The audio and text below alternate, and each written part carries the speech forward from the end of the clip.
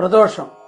இந்த பிரதோஷம் அப்படின்னாவே சிவபெருமானுக்காக நோக்கி விரதம் இருக்கிறது. அதிலும் பிரதோஷம் அப்படின்னாவே நந்தி பகவான் தான் நம்ம மனசுல நிற்கக்கூடியது.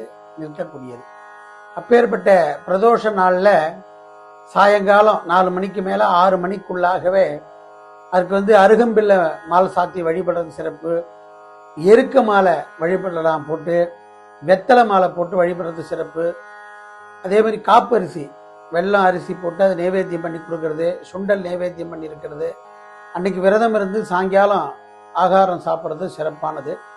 அதே போல இந்த பிரதோஷ நாள்ல ஒரு சிறப்பு என்ன அப்படின்னா, இந்த சனி பிரதோஷம் வருது இல்லையா, அப்ப இந்த சனி பிரதோஷ நாள்ல நம்ம விரதம் இருந்து மேற்கொண்டு இன்னும் சுவாமியை நினைச்சு பிரார்த்தனை பண்ணிக்கிறது ரொம்ப சிறப்பை கொடுக்கும். எடுத்த காரியம் வெற்றி ஆகும். அதுவும் 33 கோடி தேவர்கள் 44 ரிஷிகள்லாம் அன்னைக்கு எல்லாம் இருந்து நமக்கு அனுகிரகம் பண்ணக்கூடிய ஒரு நல்ல நாளாகும். ஜெய் பகவதி.